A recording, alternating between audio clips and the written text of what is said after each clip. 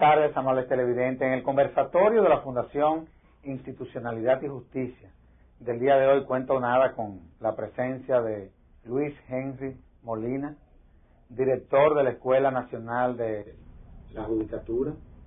Nada, Luis Henry, en nombre de la Fundación Institucionalidad y Justicia, te agradezco el que me permita, ¿no?, compartir este conversatorio, nada, con una de las personas probablemente con mayor conocimiento de lo que se ha denominado la sociedad del conocimiento.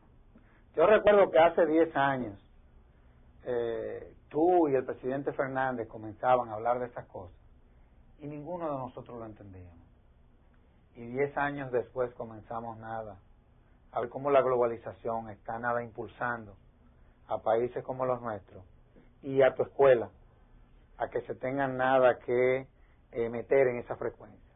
De todos modos, yo creo que tendremos oportunidad para hablar de todo eso, pero en nombre de la Fundación, vuelvo y te reitero, te agradezco el que me hayas permitido compartir este conversatorio contigo.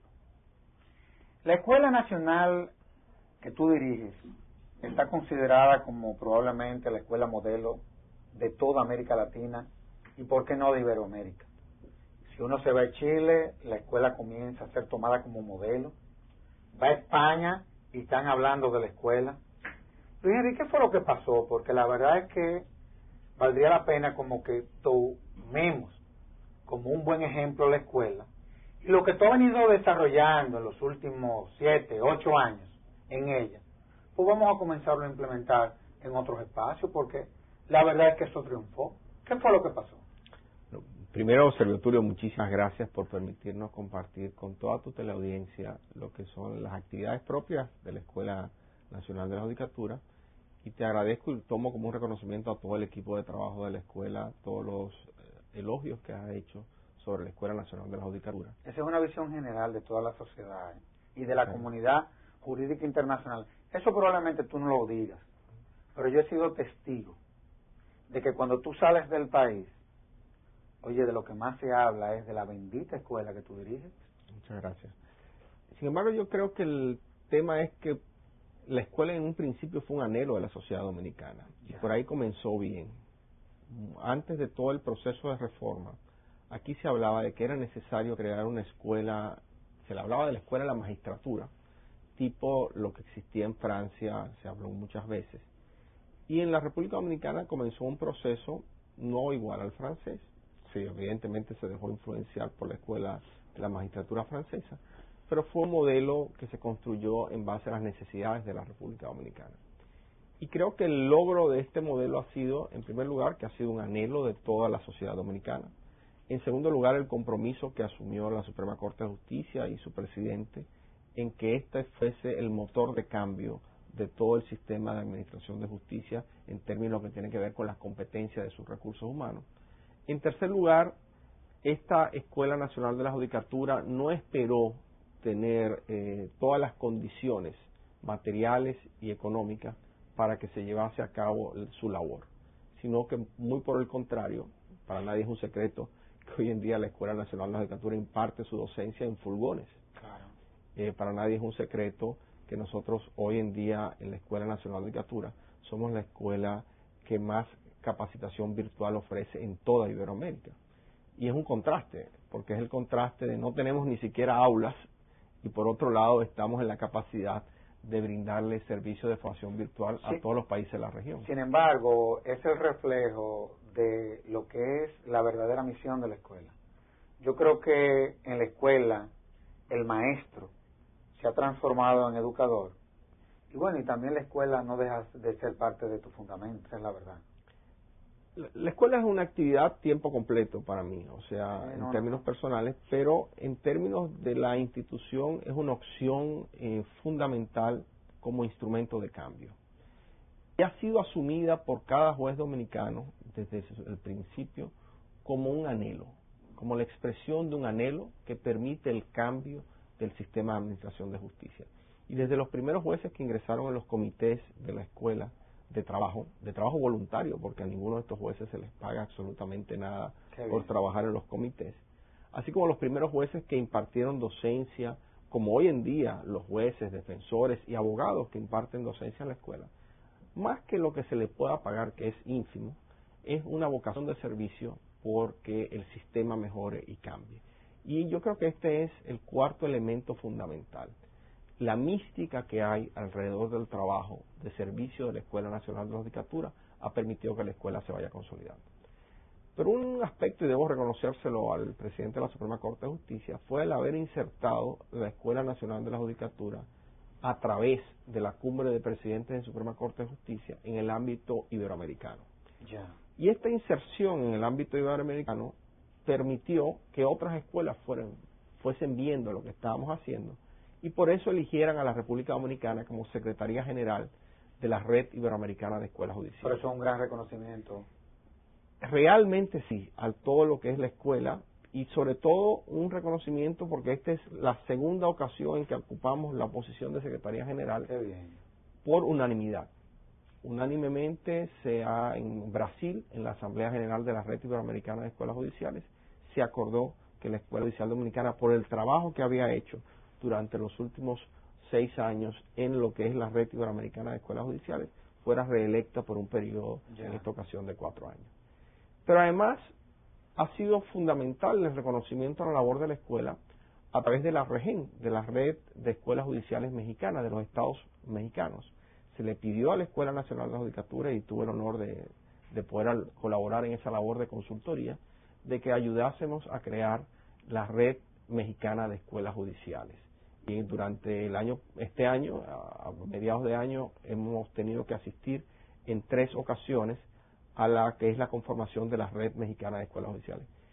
No bien estamos terminando la conformación de la Red Mexicana de Escuelas Judiciales, en el día de ayer, y una primicia para la FINJUS, recibimos una comunicación de Eurosocial pidiéndonos que ayudemos a crear la Red Argentina de Escuelas Judiciales y que en la segunda etapa del año que viene ayudemos a crear la Red Brasileña de Escuelas Judiciales. Entonces, también esto es un reconocimiento a la propia labor de la escuela. Y eso no se debe también a la visión que tú tienes, que yo diría que va más allá de la distancia, respecto a lo que es el aporte que desde el punto de vista de la óptica de la sociedad del conocimiento tú le has impregnado a la escuela. Yo pienso que es una visión, primero país, yo creo que hay una visión país, definitivamente yo creo que el país se está abriendo más hacia todo lo que es entender una sociedad red. En segundo lugar, una visión de la Suprema Corte de Justicia en su ejecutivo, si se quiere así, que es el presidente de la Suprema Corte de Justicia, porque pudimos haber quedado aislados. Claro. Sin embargo, estamos muy insertos y muy activos, un país muy pequeño como la República Dominicana. Hay que pensar que nos sentamos en la misma mesa con Brasil y nos sentamos en la misma mesa con México y nos tratan con mucho respeto. Claro. Y fíjense que pudo haber sido secretario general de la red de escuelas judiciales o Argentina, o México, o Brasil, o incluso un país mucho más activo históricamente como Costa Rica, y ha sido sentada la República Dominicana como secretaria general de la red. Pero el reconocimiento también a la labor esta ha venido dado por la Organización Internacional de Capacitación Judicial. En su última reunión de la Organización Internacional de Capacitación Judicial, reeligieron a la República Dominicana como integrante del buró, el Consejo Directivo de la Organización Internacional de Capacitación Judicial, de donde América Latina solamente está Argentina y República Dominicana. Esto también es un gran reconocimiento. Una organización que agrupa a más de 150 escuelas judiciales de todo el mundo, y nosotros somos de los 12 países que conforman ese buró. Eso también es un reconocimiento a la labor de la escuela. Pero también la inserción en la escuela en el Centro Centroamericano de Capacitación Judicial como miembro de su consejo directivo, algo que no se había dado. Los países centroamericanos no consideraban a la República Dominicana como parte de ese bloque, y hoy en día estamos insertos en el bloque centroamericano. Para mucha gente, y la Escuela Nacional de la Judicatura se pasa el año entero recibiendo, venir a la escuela es un lugar como una especie de peregrinación en términos de lo que es la formación judicial.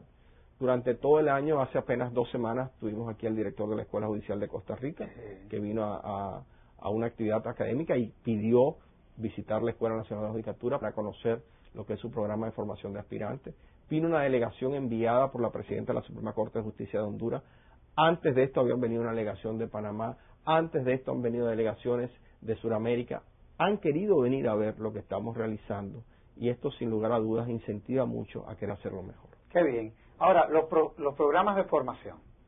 Sabemos que hay los programas de formación normales, a los fines nada de lo que se le imparte a los jueces, a los defensores también, que se hacen desde la escuela o en el recinto de la escuela. Pero tú tienes programas extraordinarios de formación.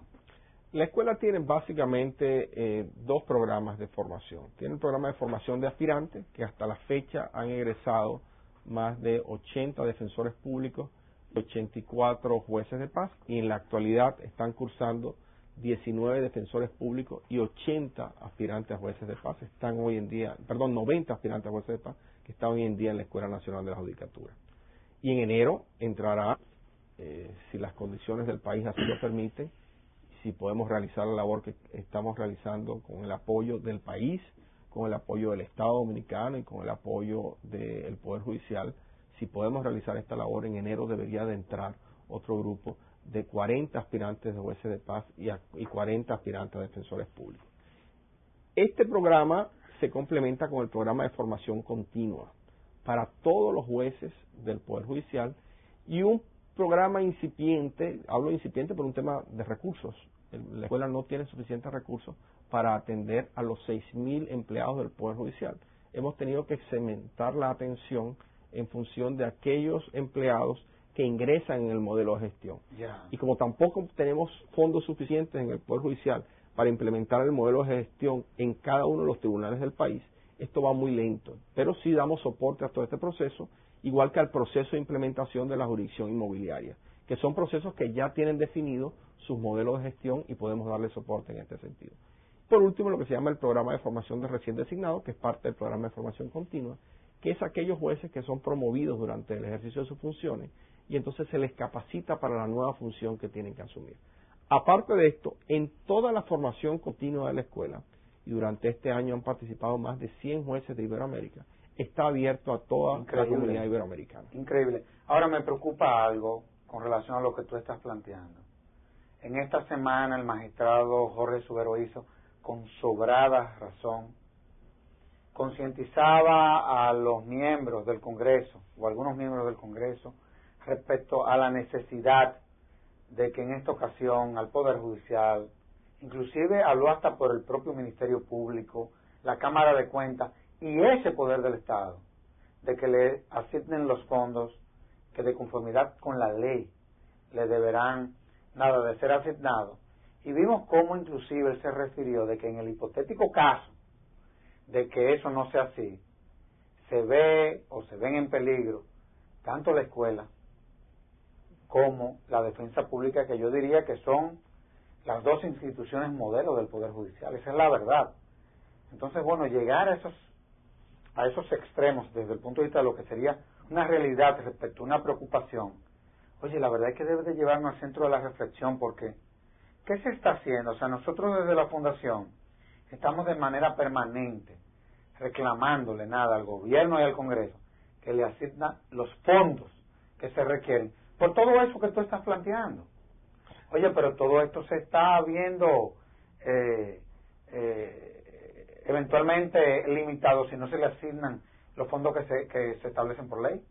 Yo quiero ser optimista ante la vida. Yo no quiero plantear, evidentemente, el presidente de la Suprema Corte de Justicia es un optimista informado y le pone al país sobre el tapete lo que puede pasar si uno adopta una determinada posición y lo que puede pasar si uno adopta otra posición. Yo me acuerdo, y quiero ser optimista a ver esto, cuando nos tocó la función a la Escuela Nacional de la Judicatura, y en particular a su director, quien les habla, de coordinar el proceso de implementación de la reforma procesal penal a través de la CONAE.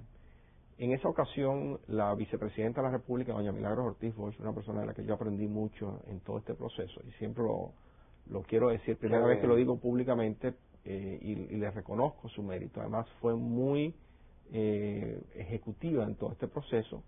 Siempre estuvo de acuerdo en que definiéramos planes, dio mucha libertad para que pudiéramos trabajar Y yo le tengo mucho respeto a esa forma que ella tuvo de gestionar este proceso. Qué bien. Pero no hay milagro, y ahora hago mea culpa de no haberla entendido en aquel momento. Me acuerdo que estábamos en ese momento en la discusión de preparar el presupuesto para el año siguiente. Todavía no había entrado todo el tema de la campaña y la reelección. Y doña Milagros me llamó un día, me llamó junto al director de la FINJU de aquel entonces, que era Carlos Salcedo, nos llamó a su oficina en la Secretaría de Educación, y nos dijo a Carlos Salcedo y a un servidor, lo menciono para que quede claro de que no fue una cuestión personal, sino una cuestión puramente institucional, nos dijo, ¿dónde está el costo de la reforma procesal penal en función de los programas que ustedes nos han presentado? Nosotros ni siquiera habíamos pensado en aquel momento, esta reforma le llegó al país y estábamos todos desprovistos de lo que iba a pasar. Y creo que ha sido muy exitosa y creo que hay un reconocimiento a todos los equipos que han trabajado, tanto el actual como el anterior.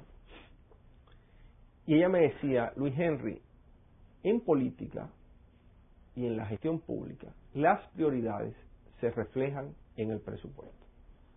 Dime los mayores montos en el presupuesto y te diré cuáles son las prioridades de un país. Y ella insistió mucho, al final evidentemente le dimos el número de cuánto era y hicimos el cálculo, el ejercicio, evidentemente no se nos aprobó lo que necesitábamos, fue un tema de prioridades en ese momento, no era la prioridad. Y con esto, ¿qué quiero hacer referencia? Definamos el tipo de país que queremos, entonces sabremos el tipo de justicia. En la perspectiva, y yo quiero ir a la historia reciente, en el primer gobierno del doctor Leonel Fernández, yo creo que todos los abogados y todo el mundo de la justicia se sintió muy orgulloso. Se sintió muy orgulloso por el dinamismo que se le impregnó a todo este proceso. Y pienso que, siendo honestos y reconociendo la labor del presidente Fernández, en ese primer gobierno se le dio un impulso muy importante. Y ese impulso se reflejó en el presupuesto. Nada más hay que ver los incrementos presupuestales de aquel cuatrenio del presidente Fernández. Durante el gobierno del ingeniero Hipólito Mejía, nosotros invitamos al doctor Fernández, estando él en la oposición, sin ser candidato ni nada, lo invitamos a la Escuela Nacional de la Judicatura, una actividad que denominamos los cafés con la escuela, y le presentamos la labor que hacía la Escuela Nacional de la Judicatura. En aquel momento el presidente Fernández elogió la labor que estábamos haciendo y dijo que él era un incondicional de ese proceso de capacitación. En aquel momento incluso le dijimos, mire presidente, estamos dando clase en furgones. A nosotros nos gustaría algún día soñar con la posibilidad de un edificio muy modesto que se haga cumpliendo con todos los requerimientos, y si algún día usted puede apoyarnos en eso, ya sea desde en aquel momento decíamos desde el Congreso o si usted vuelve a ser presidente. El presidente Fernández, delante de todo el Consejo Directivo, se comprometió con esto, a hacer causa común. Posteriormente, en 3 ocasiones, en un programa de radio, que es el de la 101, después en un programa de televisión y después en el discurso de la FINJUS, el presidente Fernández habló positivamente de toda la labor que se estaba haciendo en la Escuela Nacional de la Judicatura. Siendo presidente de la República, lo invitamos a la Escuela Nacional de la Judicatura y el presidente Fernández dijo, cuenten con el apoyo nuestro incondicional, porque lo que se está haciendo aquí es lo que va a permitir que se cambie y se transforme la justicia.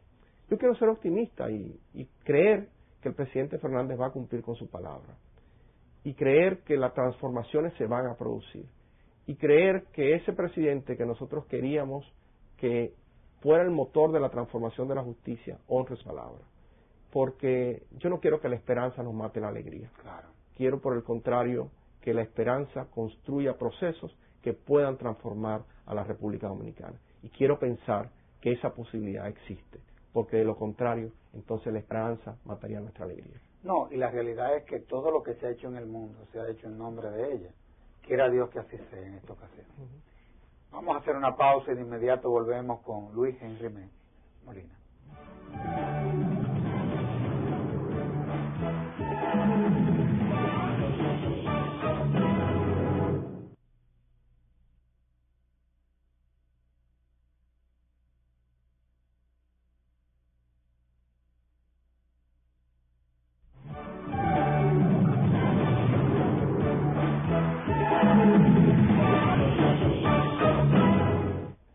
bueno, definitivamente que el balance que se le puede hacer a la escuela, la verdad es que hayan crecido las flores. Esa es la realidad. Ahora, toda institución tiene retos. ¿Cuáles son los retos de la escuela? Porque parecería como que ya ahí se hizo todo lo que se tenía que hacer. Sin embargo, recientemente el magistrado Subero Isa habló de la segunda ola de la reforma judicial, que inclusive quisiera que tratáramos ese aspecto, de lo que nosotros veníamos diciendo o denominando como el relanzamiento de la reforma judicial. Pero desde la escuela, ¿qué hay que relanzarle a la escuela? Este año hicimos algo que nos va a crear un reto para el futuro. Este año establecimos un programa para que todos los jueces dominicanos pudieran adquirir un computador. Programa que le costó $0 al Estado dominicano. Qué bien. Un programa donde cada juez tomó un préstamo personal, donde evidentemente la institución se hizo garante de ese préstamo, donde se le descontaba de su salario y donde la Escuela Nacional de la Judicatura, a su vez, a esa persona le permitía conectar a un curso virtual. Cada juez, a su vez, tuvo que contratar el servicio de Internet. Y esto es llamativo. En un país donde hay un discurso importante y donde hay instituciones importantes promocionando el uso de las tecnologías de la información y la comunicación, fíjense que no tenemos ningún programa como país dirigido a la adquisición de tecnología de información y la comunicación y conectividad a Internet para profesionales. ¿Cómo va a ser? No existe. Existen programas para, y muy bien que existan. Yo no quiero que dejen de existir los programas para la educación básica, para las universidades, pero para colectivos profesionales solamente se hizo en una ocasión una adquisición de computadoras para el tema de los maestros y un cierto nivel de conectividad para el tema de los maestros.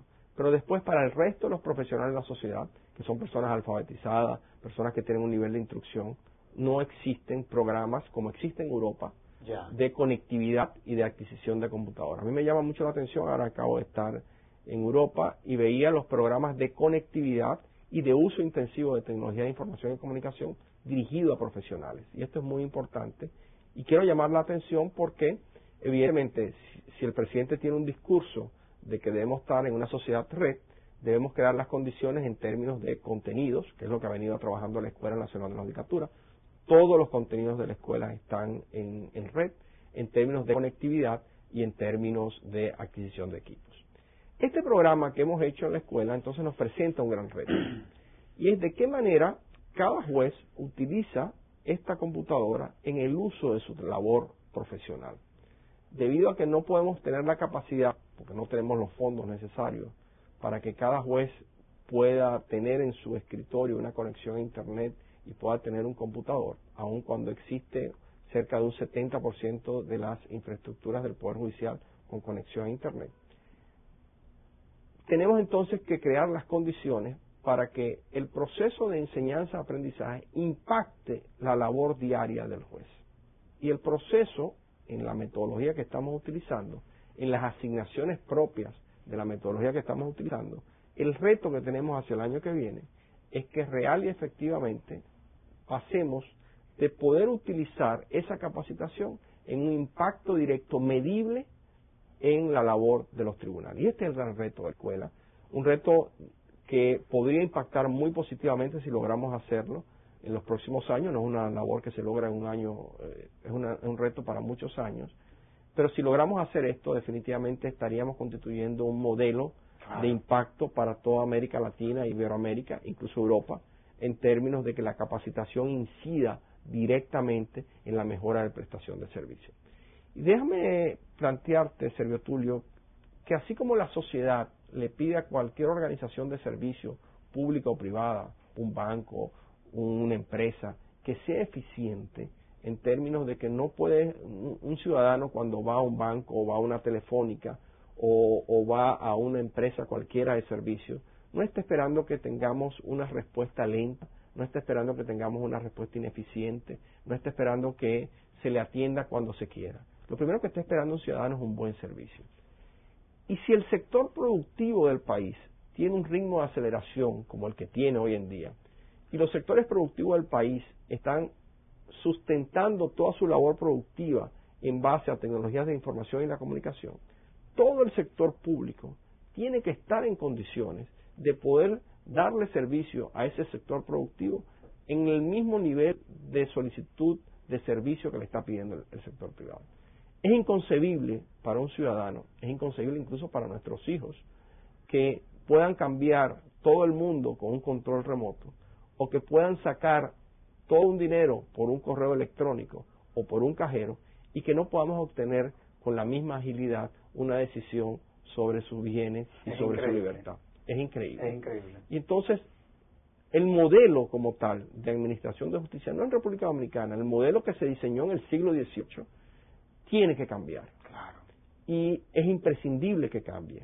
Entonces, no estamos hablando de una cuestión snob, no estamos hablando de una cuestión elitista, no, estamos hablando que todo lo que se hace detrás del escenario, lo que se llama el back office, todo esto tiene que definitivamente coordinarse, tiene que definitivamente utilizarse las tecnologías de la información y la comunicación para que algún día el ciudadano no tenga que pasar los avatares de ir en un mismo edificio a 4 y 5 ventanillas para solucionar un mismo problema. Claro, claro. El ciudadano tiene el derecho a tener una ventanilla única donde se le puedan solucionar sus problemas.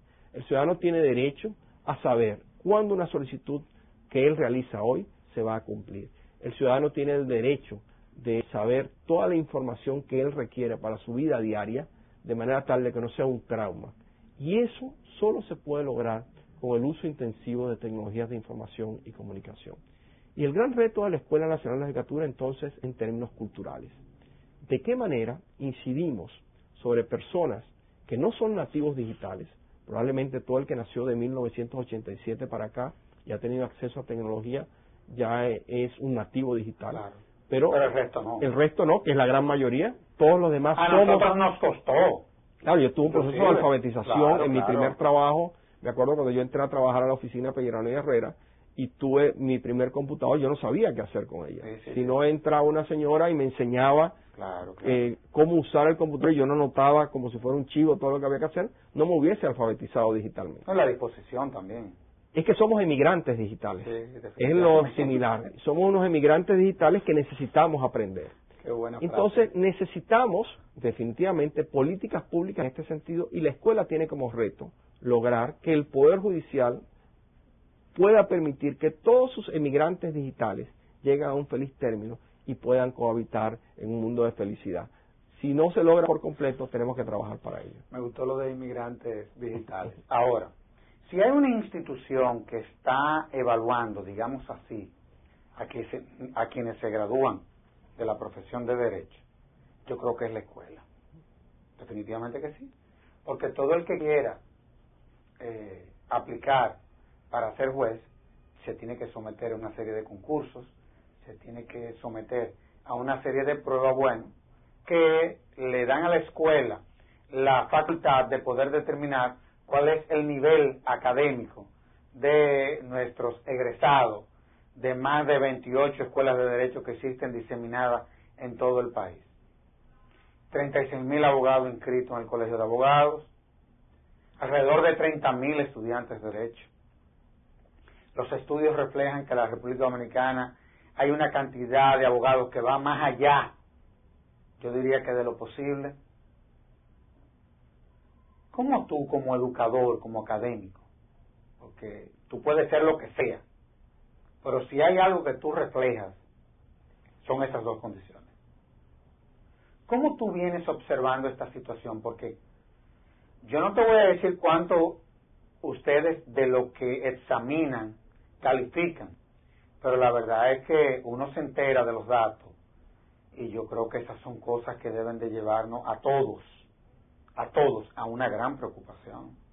Son muchos los que aspiran en esos concursos y son tan pocos los que califican.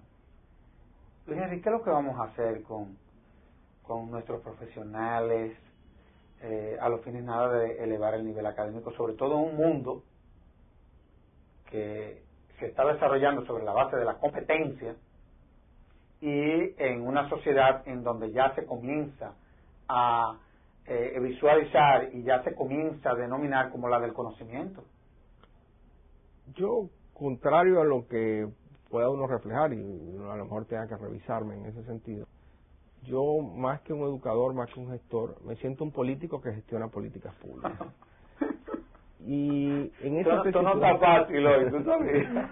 Y en esa tesitura, yo pienso que cualquier político que gestiona políticas públicas, y lo que estamos gestionando es la formación de jueces en el Poder Judicial y de defensores para la defensa pública y de auxiliares de la justicia, la primera misión que tiene es ser responsable. Y la responsabilidad, y esto me lo decía el padre Alonso hace muchos años cuando yo militaba en el movimiento estudiantil de concientización. El sabio Alonso. El sabio padre Alonso, cuando fue a una conferencia sobre ética que se hacían unas actividades sobre ética, estamos hablando en el año 82, y decía el padre Alonso, el que dirige tiene que tomar decisiones que a los ojos de los demás resultan incómodas. Así es. Pero son las decisiones que permiten construir institucionalidad. No es agradable para el Poder Judicial llamar a un concurso público de antecedentes y oposición y que de 1,000 y pico de personas solamente pasen 14 como fue la primera vez. Cristo, Dios mío.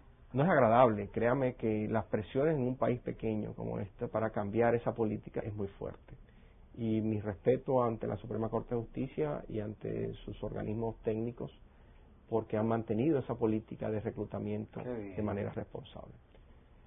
No fue agradable la primera vez que tuvimos que separar en la segunda promoción de la Escuela Nacional de Judicatura, y después nos ha tocado por más de 15 ocasiones a un estudiante que ha pasado por un proceso de concurso y que después no da en el programa los rendimientos que queremos, o que el marco del programa ha copiado el trabajo de otro compañero. Y hemos tenido que sacarlo del programa. No es agradable esto, y uno entiende la naturaleza humana y entiende el daño que esto le causa personalmente a una persona, un ser humano que se ha formado y que por un desliz no ha podido concluir su periodo de estudio. No es agradable, pero hay que hacerlo. Entonces, en segundo lugar, si somos responsables, tenemos que entender que esto es un proceso que no se agota de la noche a la mañana. El proceso de formación de un juez en la República Dominicana en esta parte dura 2 años. 2 años que en el primer año se divide en 4 ciclos de 3 meses. 4 ciclos que cada ciclo se compone de una evaluación inicial del conocimiento con el que la persona llega, una evaluación inicial a través de unas pruebas de medición de conocimiento básico, que son las que se practican College Board, que son las mismas que practica INTEC, por ejemplo, en la República Dominicana. Nosotros se lo aplicamos a nuestros aspirantes para montarles un programa complementario de desarrollo de competencias que debieron haber traído de la universidad y debieron haber traído del bachillerato más allá. Y como muchas veces no la traen, se les monta un programa complementario. Se les hace un análisis, una prueba que se llama Assessment Center, que es la misma prueba que utilizan las grandes instituciones del sector público y privado en Estados Unidos y en Europa para medir sus niveles de competencias, de conocimientos y habilidades en la materia propia. Se les envía a los tribunales con una guía a observar el funcionamiento del tribunal. Vuelven a la escuela durante 12 semanas a recibir una profundización virtual y presencial sobre lo que tienen que conocer. Vuelven de nuevo al tribunal a hacer una práctica y vuelve y se hace una evaluación de este grupo. Y esto se repite durante 4 veces en un año. En el segundo año se les asigna un coach a cada uno de los aspirantes que van a los tribunales. Previo al primer año han trabajado con un psicólogo todo lo que es el desarrollo de sus competencias. Y en el segundo año, entonces, tienen un proceso de pasantía con un coach y un tutor. Hoy en día en la República Dominicana, este proceso le cuesta mucho al Estado dominicano en términos de esfuerzo, en términos de recursos humanos, en términos económicos, y que es la labor 100% de la escuela. En la escuela tenemos que estar concentrados solamente en esto. Es lo que permite entender que este proceso de formación es lo que va a permitir que al final del proceso tengamos un buen juez. Sin embargo, al final siempre queda la responsabilidad individual de cada ciudadano que egresa del programa frente a su sociedad. Por eso durante todo el proceso tratamos de que los aspirantes a jueces y defensores tengan un contacto con su comunidad en el marco de la labor que están haciendo. Porque ser juez y ser defensor es una opción de vida. Es, como decía muy bien Juan Bosch, cuando hablaba de la política, decía, ser político es como el sacerdocio, es una vocación. Claro. Es igual, ser juez, que es una función pública, que es una función política, en términos no partidistas, pero es una función política de servicio a su comunidad. Claro. Esta de formar a un tercero imparcial, que es lo más parecido a lo sublime, en términos a lo celestial, este tercer imparcial que tiene que ser una figura no, si se quiere, endogámica, no, si se quiere, egoísta, no, si se quiere, individualista, sino una figura de mensura, una figura capaz, una figura honesta, responsable. Al final conlleva que cada uno de que ejerce esa función en la sociedad dominicana, y estamos muy orgullosos de todos los egresados de la Escuela Nacional de la Judicatura, tanto su programa de formación continua como de formación de aspirantes. Al final, la responsabilidad es con la sociedad. Pero fíjense que muchas veces uno pierde la dimensión de la sociedad en el Distrito Nacional. La sociedad de cada uno de estos jueces y de cada uno de estos defensores pasa por el parque de su pueblo. Cuando un juez honesto pasa por el parque de su pueblo, todos los que están lo ven, lo saludan con respeto. Cuando un juez deshonesto pasea por el parque de su pueblo, nadie lo saluda y dice, ahí va un juez deshonesto. Pero qué orgulloso se siente un juez cuando puede caminar por el parque de su pueblo, con la frente en alto, acompañado de su familia, y la ciudadanía lo saluda. Ese es el ejemplo de que un buen proceso, de manera responsable y con una gran vocación de servicio, puede producir los cambios y las transformaciones que queremos en la República Dominicana. Por eso quiera Dios que los demás centros de educación, los que sean, para no citar a ninguno, tomen como modelo lo que se viene haciendo desde la escuela. De todos modos, vamos a hacer una pausa y de inmediato volvemos con Luis Henry Molina.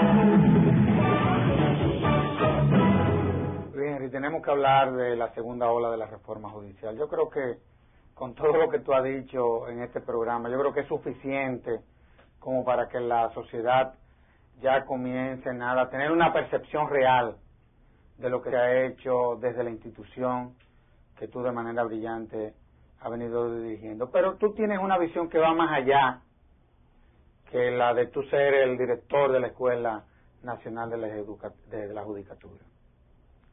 Tú eres una persona que conoce el sistema de justicia muy bien. Conoce a las instituciones que lo conforman. Lo vives monitoreando desde tu institución, con el debido respeto que se merecen todas. De una u otra forma, desde la distancia, inclusive, hace tus evaluaciones. Y bueno, y yo quiero que tratemos lo que ha sido la propuesta del magistrado Subero. El magistrado Subero ha llegado a la conclusión, y es una conclusión también de la Fundación, de que la primera ola de la reforma judicial, es decir, estos 10 años, comienzan a agotarse, y ya el sistema está preparado como para poderse relanzar una vez más. ¿Cómo tú ves todo esto desde la escuela? O sea, además tú eres un experto también en derecho constitucional, eso fue lo que hiciste en Chile. Maneja los conceptos en una eventual reforma a la Constitución. ¿Qué es lo que nos faltaría hacer? No solamente desde el punto de vista normativo, sino desde el punto de vista constitucional, para dar ya el paso que vaya más allá de donde hemos llegado. La vida a veces uno le da oportunidades que le enseñan mucho. Hace apenas unos meses pude conocer a George Steiner en Barcelona, probablemente uno de los pensadores vivos más importantes que hay, una persona que piensa la sociedad. Qué bien. Y decía George Steiner que no podemos pensar en construir una nueva sociedad sobre las cenizas de la sociedad. Y que de alguna manera los cambios que se están produciendo hoy en la humanidad tienen que construirse sobre los pilares de la propia historia. O sea que la primera ola de reforma fue muy importante. Y una segunda persona que la conocí a través del magistrado Jorge Subero y que me distinguió ahora en mi estadía en Costa Rica, invitarme a almorzar personalmente en el marco de la reunión preparatoria de la Cumbre Judicial Iberoamericana, es don Luis Paulino Mora, el presidente de la Suprema Corte de Justicia de Costa Rica, cuando dice que la democracia no es un fin, sino un instrumento de medio para garantizarle la dignidad a las personas. En esta tesitura, y yo pienso que las buenas conversaciones hacen mucho bien al oído, y el magistrado Subero y Luis Paulino Mora son muy buenos amigos, son los dos presidentes de Suprema que tienen más liderazgo en todo este proceso de cumbres judiciales iberoamericanas, y no lo digo yo, lo dicen sus... Son los decanos. Son los decanos. Son los decanos. Pero han ganado también un espacio. Claro. Y además cohabitan en este espacio con mucha armonía y con una labor de mucho respeto. Qué bien. En esta tesitura, el magistrado Subero ha hecho algo que es muy difícil y que no se había hecho antes, que es repensar el Poder Judicial desde adentro. Qué bien. ¿Quién pensó la primera ola de reformas de la justicia dominicana? Se pensó desde la FINJUS. Sin lugar a dudas, eso es un mérito que tiene la Fundación Institucional de Justicia. Desde todos sus directores fueron pensando el proceso de reforma desde don Milton Ray Guevara, Eduardo Jorge Prat, desde Domínguez Brito. Todos fueron trabajando en un proceso de constituir una primera ola de reforma impactante. Una primera ola de reforma muchas veces incomprendida y que movió significativamente el péndulo. Por supuesto, tuvieron un gran apoyo, y hay que reconocérselo, desde el ala del PRD, encabezado por doña Milagros Ortiz Bosch, y desde el ala del PLD, encabezado por el presidente de la República, el doctor Leonel Fernández. O sea, hay que ser equitativo en esto. Y esa experiencia inicial no hay que perderla. Al contrario, si hay que repetir elementos de esa experiencia inicial, donde la reforma fue una política pública de la nación, y por eso se pudo hacer, independientemente de las discusiones que se pudieron hablar en un momento, los grandes instrumentos de la primera ola de reforma fueron aprobados por todos los partidos políticos, y eso a mí me da mucha esperanza en términos reales, que se pudieran poner de acuerdo. Claro.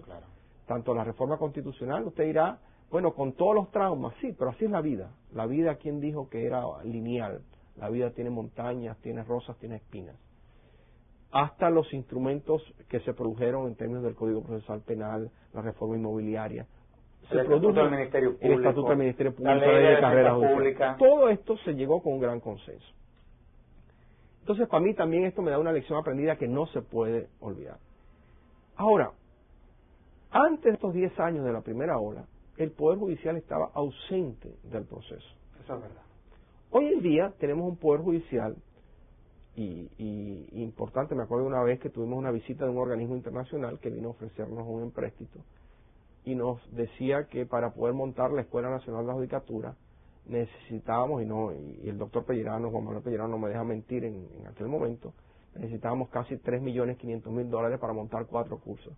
Nunca en la escuela hemos gastado $3.400.000 para montar 3 o 4 cursos, por eso hemos montado años de capacitación en la escuela. Sin embargo, en aquel momento no teníamos la experiencia. Hoy en día hay una experiencia, hay una generación dominicana, en una ocasión Eduardo Jorge escribió sobre esto, de personas que han desarrollado un experticio, de técnicos dominicanos en todos los ámbitos, en lo público, en lo privado, en las organizaciones sin fines de lucro, que han desarrollado un experticio sobre todo lo que tiene que ver con la reforma judicial. Y eso es un activo importante. Pero además hay una generación de jueces, ministerios públicos, hay una nueva generación de la sociedad civil en la que te encuentras tú en términos importantes, que ha tenido un aprendizaje comparativo, que ha podido ver la realidad nacional y compararla con otros países. Ya nadie nos cuenta espejismos. Entonces, en esta tesitura, esa zapata es fundamental para construir la segunda parte del proceso, que no es malo que exista una segunda parte. Al contrario, estoy muy contento que hayamos pasado el primer nivel y que vayamos al segundo nivel. Y para pasar a este segundo nivel, el presidente de la Suprema optó por decir, hago autocrítica de mi propia institución, que es el Poder Judicial, hago una valoración de lo que es el Poder Judicial, pero sin descartar lo mejor de los dos mundos. No estamos diciendo que todo lo pasado es malo y que todo lo futuro es bueno. Ni todo lo pasado es malo, ni todo lo futuro es bueno, sino la mezcla de ambas cosas es importante. Y el presidente de la Suprema ha dicho, tenemos que reformar la Constitución de la República en términos de establecer una función dentro del Poder Judicial de carácter administrativa y una función jurisdiccional. Ha dicho, viendo los sistemas que hay en toda América Latina de control de constitucionalidad, al parecer el nuestro no es tan malo. Y al parecer, y acabo de estar en Costa Rica y acabo de reunirme ahora con representantes de todos los países iberoamericanos, el tema de los tribunales constitucionales y las salas constitucionales hay que repensarlo muy bien. Parece que sí, ¿eh? Parece que no son tan químicamente puros como se nos han querido vender. Porque ahí es donde lo jurídico se transforma en lo político, en un poder que a lo que le da respuesta es a lo judicial. Claro. Es complicado es eso, complicado. O sea, no existe lo bueno o lo malo. No, definitivamente que no. Existe lo que en este país podría funcionar.